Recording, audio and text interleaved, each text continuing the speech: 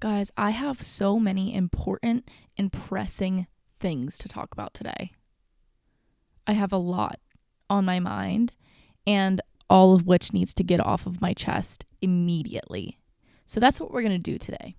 Also, I didn't really feel like moving. I have been working on my couch, and I just don't really feel like going to where I normally record these. So we're getting a little bit of a different setup today.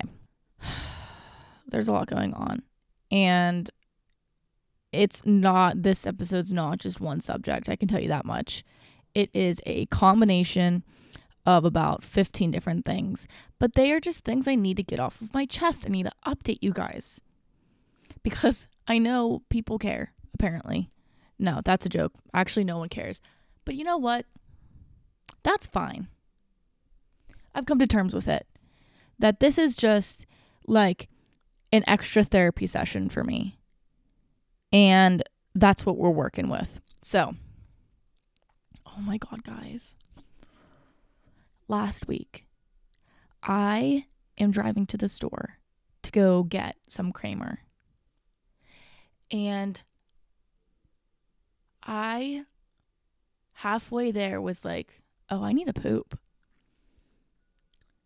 And when I tell you I had never been so close to shitting myself, it was the scariest and most thrilling in the worst way thing I have ever been through. Because I was literally, I was holding my butt cheeks together while I was driving to the grocery store. Like, I physically, whenever you have to pee and you or maybe this is just me because there's something wrong with me, I don't really know. But sometimes when you have to pee so bad, you have to sit on your hand because you're just please, for the love of God, do not pee your pants. Well, I had to do that, but it was for my butt this time because I almost pooped my pants while driving. And I have light seats that are fabric. It's not they're leather.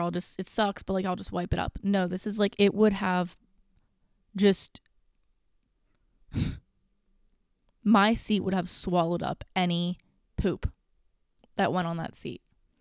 And I mean, we are 3 minutes into this episode and I'm already giving you guys the details. But while it was happening the entire time, I was thinking I cannot wait to talk about this on the podcast because my heart was racing because I was like, holy shit, this is it. I've never pooped my pants before as an adult and it's about to happen. I'm about to poop my pants. So I get stuck in traffic and I was like, oh, okay, this is great. And so now I'm getting pissed off, which is somehow forcing me to feel like I need to poop more. I don't know, the pressure in my bones and blood was forcing poop out of me. Luckily, I pull into the parking lot and everything was fine. Well, it wasn't, but I made it. When I say I sprinted inside of that grocery store, I was clenching my cheeks. I probably looked ridiculous. But two, I was actually I was sprinting but with clenched cheeks. So however you want to imagine that's what was going on. So I make it to the bathroom and then my mom calls me and I'm like, you're gonna have to wait because I am actually violating a toilet right now in public. It was I couldn't even and luckily no one was in there, but if someone was in there then I just couldn't care less because there was no more waiting. Whenever my butt cheeks were released, it was just the floodgates were open. And the gates did open and flooded. And then it happened again. I think this was I'm fine now, but there was just 2 days where I was just it was nothing, and then oh my God, I'm gonna shit myself. The other time it was I was on my way home from my boyfriend's parents' house And I like wanted to stay a little bit longer and hang out, but I was just like, I gotta get out of here.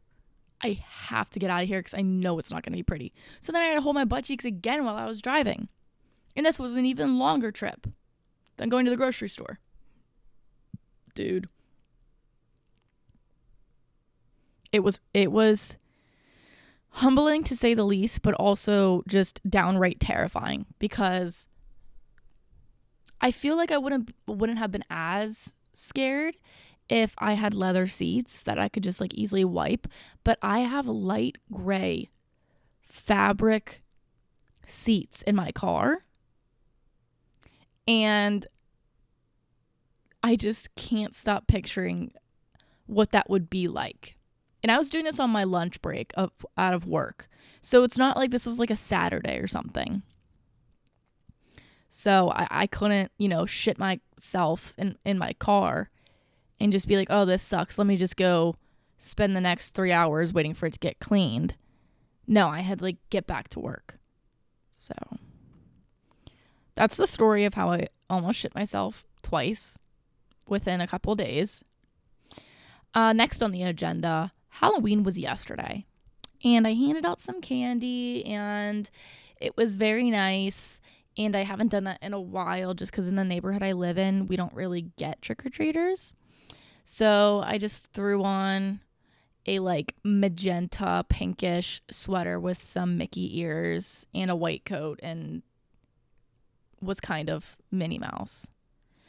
So that was a good time. Me and my boyfriend, we did a couple's costume, and I'll put a picture up here for those who are watching can see. It's also on my Instagram, but I have wanted to do this costume for a very long time. And if you know me or have listened to this podcast for a little while, you know that my favorite show is New Girl. And we're going to get into that a little bit later. But me and him, we were Nick and Jess, but specifically from the Cooler episode in season 2, which is the first episode, they kiss. And it's like when they're playing True American and they get stuck behind the door and they have to kiss before like to get out. And it was so exciting. And here's the thing though, I think our costumes turned out pretty well, but in terms of my comfortability, it was pretty rough because I had thrifted that bra and bought some like doily, like fabric-y lace. Like it wasn't lace, it was like a doily, those things that you like put underneath like teacups and stuff. So it wasn't exactly lace, so I just like hand stitched it in on the sides to mimic her lacy bra. And that wasn't the issue. The issue was that I thrifted the bra. Gross, I know, but I obviously fucking washed it. But I didn't try it on because it was dirty. And I was like, I'm not putting on a dirty bra. It's actually a really nice bra. It's from Victoria's Secret and it was like $5. And I thought it was my size. I just don't know what my boob size is. I'm going to be honest with you guys. I don't know. Couldn't tell you. Oh, Lily, just go get them measured. I don't want to do that. I also don't want to spend $50 to $60 on a fucking bra. Because that's just, I have bigger priorities to spend $50 to $60 on. Would it last me a very long time? Maybe. That's if I stopped gaining weight and just stayed the size that I am. But that doesn't seem like that's happening. So I have to stick with getting these short relationship, not long-term relationship bras from TJ Maxx and Target that aren't very comfortable, that like just temporarily fit me, kind of.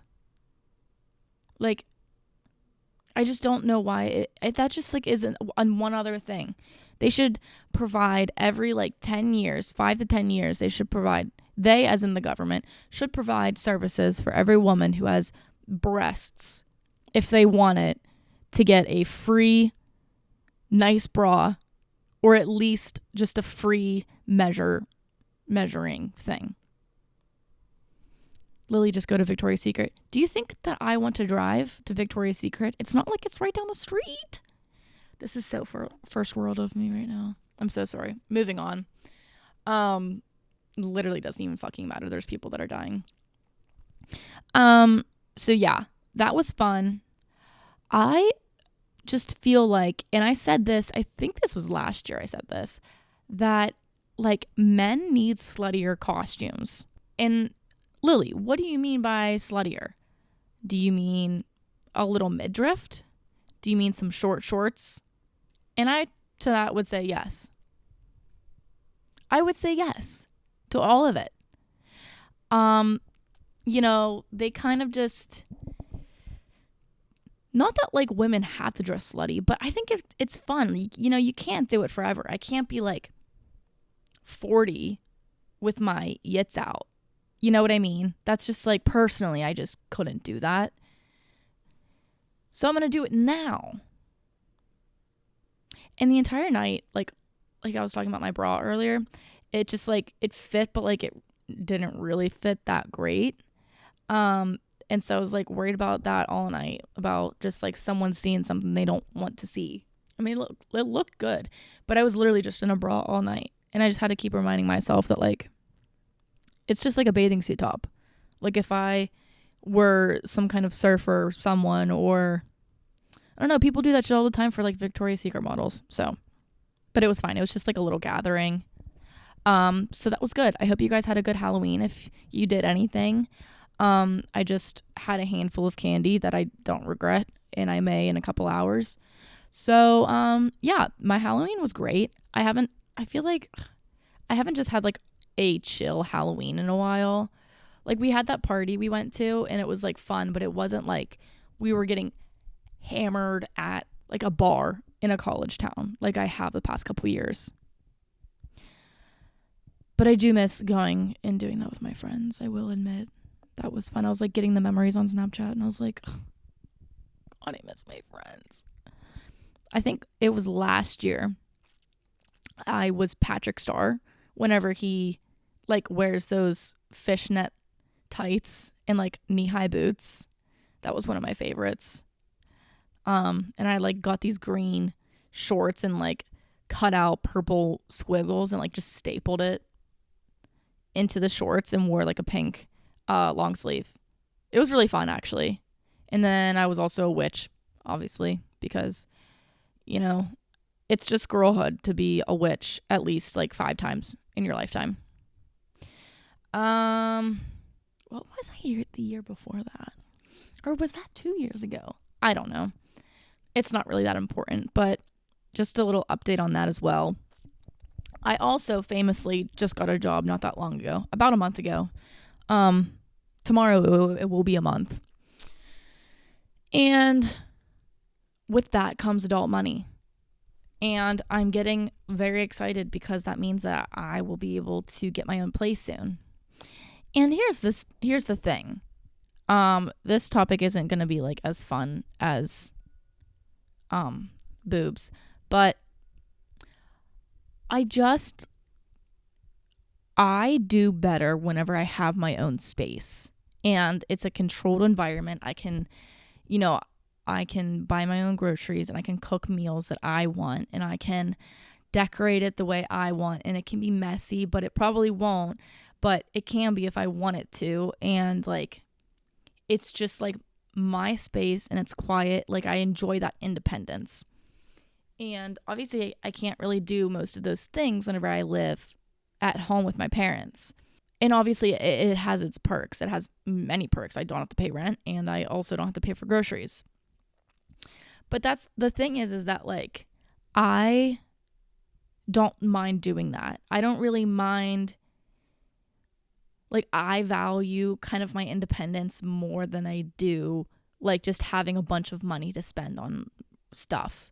Like tomorrow I am looking at an apartment and I'm very excited about it. And my dad's like, I don't know if it's just because he doesn't want me to move out or he's just being a dad. And he's like, I really think you should just like stay at home a little longer and, save up more money, which like fair enough. And who knows if I'm even going to move out anytime soon. But I just like wanted to see this apartment just to see what it was like.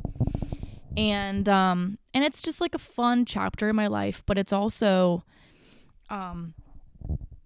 and it hasn't happened yet, but like whenever I do move out, it will be stressful. But I just remember like in my apartment I had when I first started this podcast, it was not a very nice apartment. There was just a little bug that I had to kill. Oops, sorry, bug.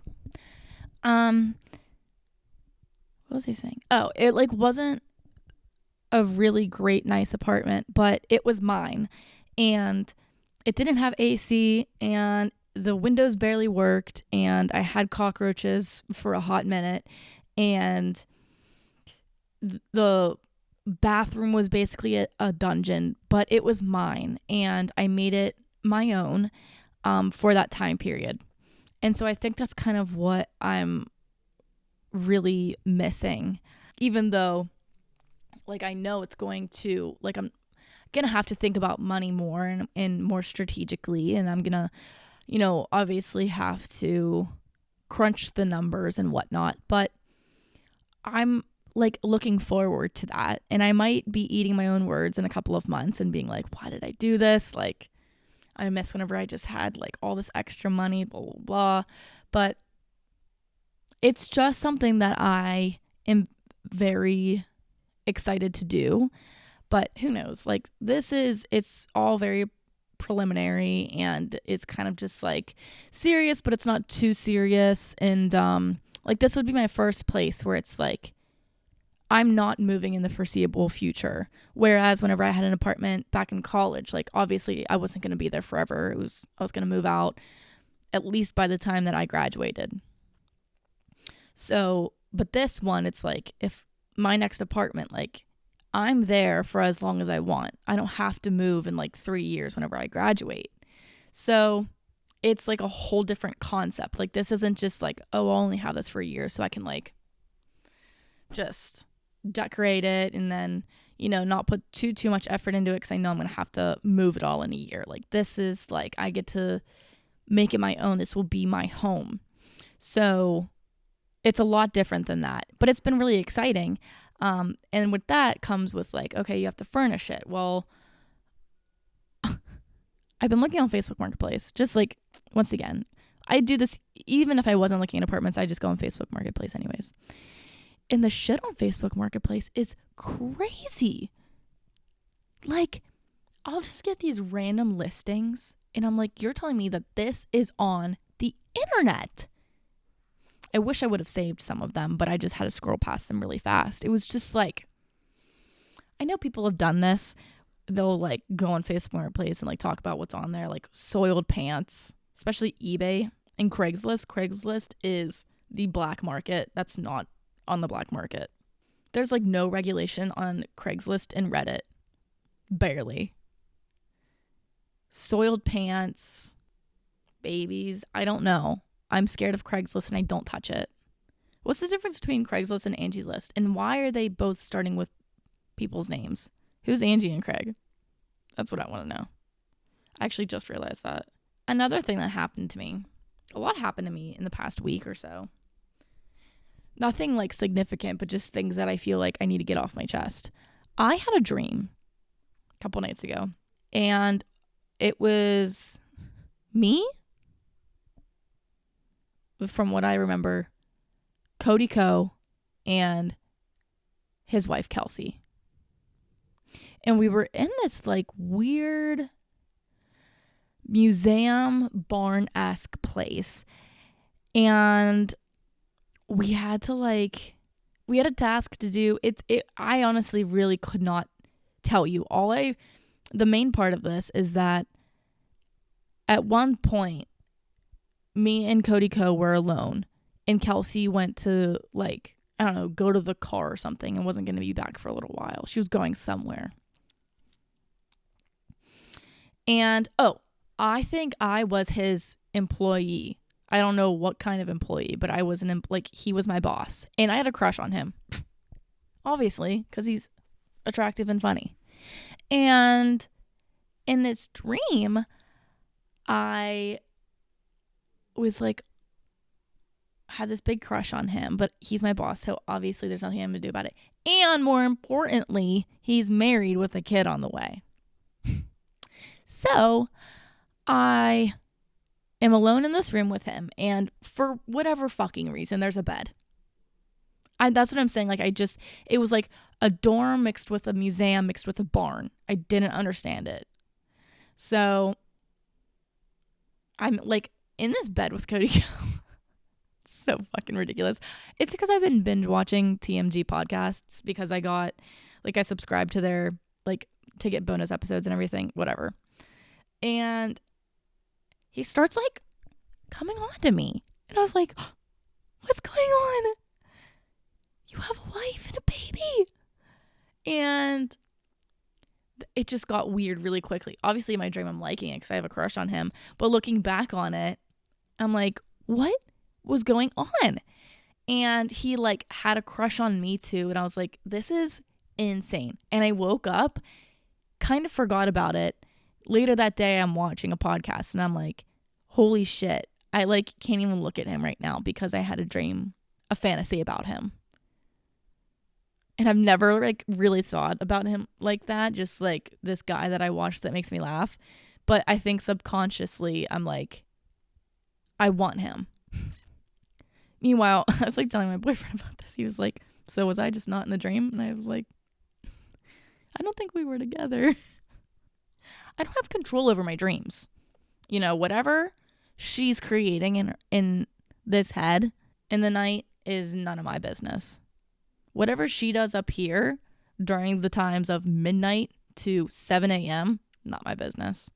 She does what she wants. So like I was saying earlier about New Girl.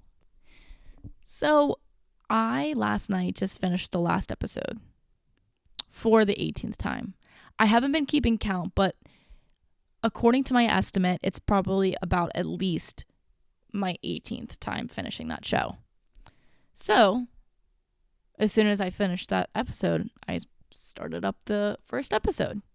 And that's just been the cycle. I don't know why. I like feel like I am getting, I don't want to say tired of it because I'm not, but there's just like nothing else that I want to watch, especially whenever I'm going to sleep, because that show is like the only show where if I miss something, like it doesn't matter because I've seen it so many times.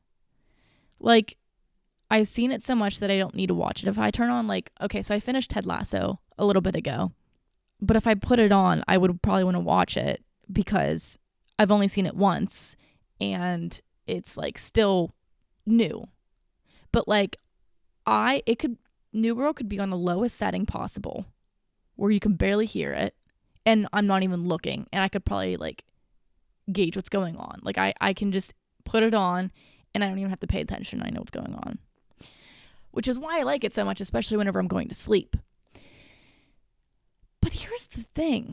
It just like, it needs like one more season because it just like the last season, I know why they did this because I think like Fox dropped it the last, like the sixth season and like someone picked it up or something like that. Someone picked it up and they did a last season to kind of like wrap things up, which like I'm glad they did, but it felt, one, really rushed because there was only 7 or 8 episodes. And 2, it got like weirdly political for whatever reason. And kind of like the second to last season. I don't know. It just like you could tell that like something changed. And it just ends so abruptly. It's very rushed. It's like Nick proposes and then the next episode it's like the night before their wedding. Meanwhile, whenever Schmidt and Cece were engaged, like they were engaged for like probably like what, half a season, a whole season, something like that, like multiple episodes. And it was just, obviously I know that they can't do that, but it just would have felt better to like have a few episodes of like the planning and, you know, that story end of it. Like we didn't even get to see Allie and the kid really. We didn't get to see them get married either, Winston and Allie. And it just felt so rushed. Like it was a good ending, but it also was just like, well, what about all of what happened in the last season that we ended on. Like, none of it was kind of tied together. Like, Winston and Allie got engaged, and then next season she is pregnant. So it's like, what are we doing? Why do we have to make her get pregnant? Couldn't we have just, like, not done anything? If the main focus was to be Jess and Nick finally getting together and, like, getting married? I don't know. Lots of opinions on that. There's also a lot of plot holes that I have found. Like, for example, Robbie. Sorry if you haven't watched New Girl. This is going to make no sense to you. Robbie, when we first meet him, is, like, talking to Schmidt with Cece, and he's like, yeah, I don't really like music. And Schmidt's like, what? Okay, that's weird. And then a couple seasons later, whenever he's back and he's dating Jess, he is, like, talking about, he's, like, playing the bass, and he's talking about how he's been on, like, the Santana album, and, like, you know, just, like, these weird facts that you're just like, this guy, like, knows all of these, like, musicians. So there's, like, that plot hole. There's also another plot hole where, oh God, I can't remember it. That's, like, the one, every single time I rewatch it, I'm like, nope. Whoever wrote this clearly wasn't a fan of the show, because they would have known that.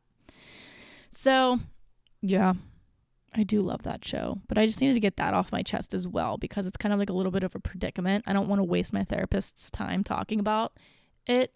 Like, some of these things that I talk about to you guys that aren't really, like, thematic are just topics that I don't want to, you know, bother my therapist with. So you have to deal with them. So enjoy. So yeah, 19th time watching it. I'm just going to start counting now. So this will be my 19th time watching it. Probably more than that, realistically, but whatever. I also started watching the Bald and Beautiful podcast with Trixie Mattel and Katya. They are drag queens, if you're not familiar with them. And I feel like I'm learning so much. I feel like I understand gay men now. You know, I feel like I understand so much more about the gay community now that I've binge watched episodes of that podcast. That's all it takes, is just a couple episodes of The Bald and Beautiful, and boom, you know what it's like being a drag queen and a gay man in today's society. Now, let's address the elephant in the room. Lily, you are a Swiftie, notoriously, infamously. Aren't you going to talk about 1989 Taylor's version? And to that, I'm going to say, yeah. So if you don't want to hear me talking about that, thank you so much for listening, and I'll catch you guys in the next episode. But for those who wants to stay and to hear me blabber on about everything that's going on regarding that album, hey, buckle up. So I have a feeling that she's going to give us something else. You know how with 1989 she gave us Karma featuring Ice Spice? I feel like she's going to do that with Style featuring Harry Styles, because it's just impossible that she doesn't know that we want it and we've been asking for it. And in the past, she's pretty good about giving us what we want. Example A, All Too Well 10-minute version. But here's the thing. Harry has never featured on anyone else's stuff. He's also never had a feature. He's, like, written songs and other people have, you know, taken it and sung it and put it on their albums. But himself, he's never featured on anyone else's stuff. So that's why I'm kind of like, and because, like, I know that I don't really know if they're friends, but they talked at award shows whenever they're both there. So it's like they're at least friendly. But now I'm kind of like, do we really want Style featuring Harry Styles based on the vault tracks that we got? Obviously, these were written in 2013, 2014, I don't know, 2012. Who knows? But Example A, Is It Over Now? And Now That We Don't Talk, aka my two favorites. But I don't blame him if he's just like, no, for a couple of reasons. One, that he never, maybe like that's just going to be his thing, is that he like never features on anyone's stuff and he never features anyone on his stuff. Fair enough. The other thing could be, he might be like, actually, you know what? I'm a little worried about these vault songs. Not that they're like slandering, because it's like funny. The song Slut is her basically being like, I got to have you and everyone hated me for that, but you are so hot that if people call me a slut, it doesn't really matter because it's worth it. That's basically what Slut's about. But then you have Is It Over Now, where she talks about basically their relationship with each other, and one can assume that it's them cheating on each other, because the one line where it's like, at least I had the decency to keep my nights, or did you think I didn't see you, there were flashing lights, at least I had the decency to keep my nights out of sight.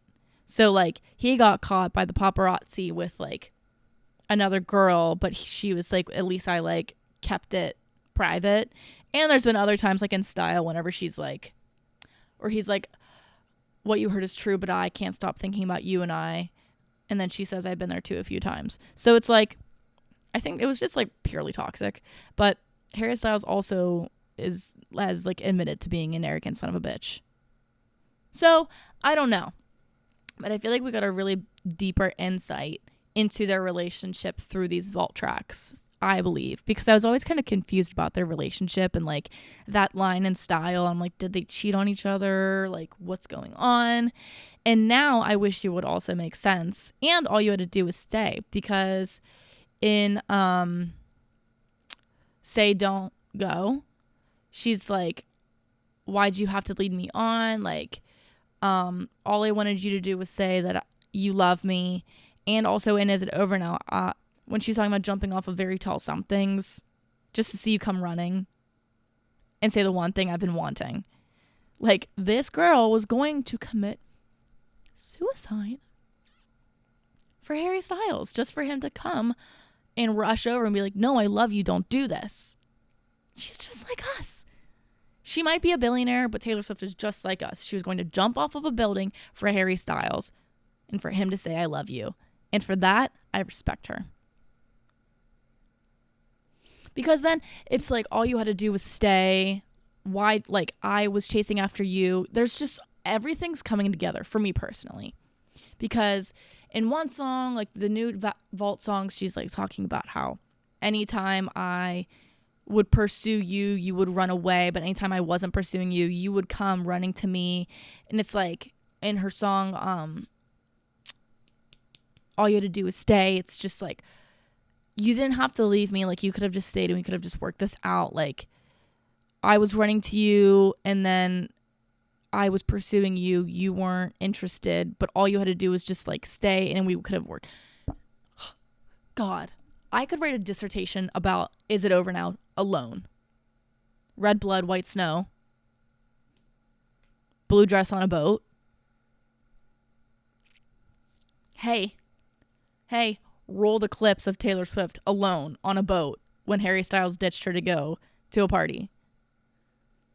And then the little video, the canvas on Spotify, like the little video that plays, is a point of view of a boat driving away. AKA whenever she was sitting on the boat. She was sitting on the boat, dude. And so the point of view for one of the songs on the little Spotify thing is her point of view when he left her on the boat, dude. She might as well have just said his name. She should have just named Is It Over Now? This is for Harry Styles. Your new girl is my clone. Did you think I didn't see you? There were flashing lights. At least I had the decency to keep my nights out of sight. Only rumors about my hips and thighs and my whispered sighs. Oh, Lord. I think about jumping off of very tall somethings. You search in every model's bed for something greater. Holy shit. My jaw dropping. That second verse, just jaw dropping continuously after every line. It was crazy. Now I want to talk about something that is a little bit more constructive, a little more critical.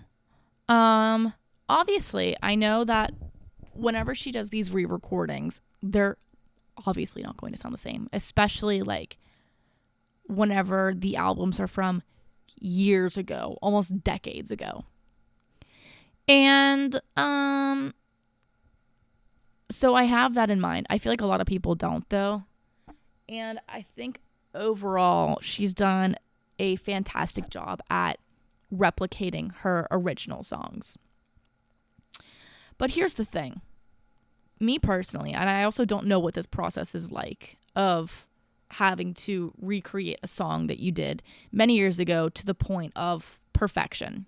But I think for the songs that are like the hits, like Shake It Off, Love Story, Style, Blank Space, I would take extra time to make sure that that song is very, very, very close to the original, because those are like the main hits that like everyone knows and everyone loves, and like you want that to be very, very similar. But here's the thing with Style, Taylor's version. Most of the song sounds good, but that fucking beginning guitar part, I can't get over it. I was listening to it at midnight when it came out, and I was giddy. My phone was like up to here. I was putting my ear because I didn't want to wake anyone up. And the second I started Style, Taylor's version, I was like, my smile immediately faded, and I was like, this doesn't sound right. I was thinking like maybe there's like a setting wrong on my phone, or it wasn't loud enough. It was just slightly disappointing, and I hate saying that because it's not like that big of a deal. It still sounds good, but it was just like, that's like one of my favorite songs on that album, and blasting it still hits, but it's not like hitting like I needed it to, which is sad. But I feel like everything else is pretty similar, and everyone's being like so brutal about it. Like, what are people gonna say whenever her debut album comes out of the re-recording? And hey, she doesn't sound like she's 16 anymore. People are gonna be like, oh, it just doesn't sound the same. The original version's better. What? That's crazy. She also doesn't give a shit what you say. She doesn't give a shit what I say either. You know, like she said that this is her passion project. She's doing this because she wants to, and she feels like she has to for herself. And so obviously it doesn't matter. I'm sure maybe like if everyone is saying that it sucks, it's going to matter. But like these fans who say that they're fans are just like, and then everyone's talking about her relationship with Travis Kelce and like how her relationship with Travis Kelce is like PR. So fucking what? And what if it's not? Everyone's like, this isn't her. She's not like this. She's more private with her relationships, blah, blah, blah. Hey, last time I checked, you don't know this woman. Last time I checked, you don't know who this woman is. And so it's just so crazy to me whenever people are like saying like, oh, I know her, blah, blah, blah. Hey, were you not there in 2014 and 2015 when she was dating Calvin Harris and she was blasting her social media posts with him and her? Where were you then? Oh, that's right, you were probably a hater, and now you're like, oh, Taylor Swift's big and I actually kind of like her now, and blah, blah, blah, blah. You weren't there. If you weren't there in the trenches of 2016, I don't want to hear it. Especially if you became a fan through TikTok. TikTok Swifties are quite possibly the most unbearable species on the planet. And I will say that. And I won't apologize for it either, because they are flat out mean and they are rude to Taylor. They say they're just speaking their opinion. You can be, constructive, but also respectful, instead of being like making a joke like, oh, which re-record sucks the most? Which one's the worst? Rank your least favorite to your really least favorite re-recordings. Wait a minute, because you're not sounding like a fan right now. You're sounding like you hate her. Oh, I'm allowed to give my opinion. Yeah, but that's straight up hating. That's not being constructive. And either way, if you're constructive or not, guess who doesn't give two shits? Taylor Swift. She doesn't. I hope she doesn't, because their opinion doesn't fucking matter. They don't know what it's like. And even me, how I was talking about style, it doesn't fucking matter, because it's still good and I'm still supporting her. I'm still going to listen to it. And I'm not going to actively put on the internet and be like, this fucking sucks. I'm so disappointed. Okay, did I just say I was disappointed? Maybe a little bit, but that's not the fucking point. I'm not posting it and being like, I am so disappointed in Taylor, and she's really like rushing these things and blah blah blah. Hey, I'd have never stepped foot in a recording studio in my life. I don't know what that process is like. I don't know how hard it is. I can imagine how time consuming and difficult it is. Hey, by the way, she is on tour as well. She's a working woman, babe. So yeah, they're not going to sound the same. Because guess what? Different technology, different vocals. She's a different fucking age. Hey. One thing I will say that isn't hating, it's just my opinion, is that I do find that the vault tracks kind of give off a little bit of Midnights, which is fine because Midnights is a great album. But I also think it's because Jack Antonoff produced all of them. I think on both albums, or at least the majority of Midnights he did. And you can kind of tell when a song's been Jack Antonoffed. And not that it's bad, it's just like there's like I think Is It Over Now kind of is like a sister to Question from Midnights, which I don't mind once again. But I just thought it was like a little interesting note. So yeah, that's all I have to say. I needed to get that off my chest. So thanks for listening. If you want, you can follow the podcast on Instagram at Argue with the Wall, but the with is a W. You can follow me. You can follow me on Spotify. You can rate this podcast if you really like it. And yeah. Sorry you had to hear about my pooping problems 2 minutes into the episode. But I needed to get that out first and foremost, and wanted to end on this. So quite the spectrum we covered today. But I hope you enjoyed. And I love you all, and I will talk to you guys in my next episode. Goodbye.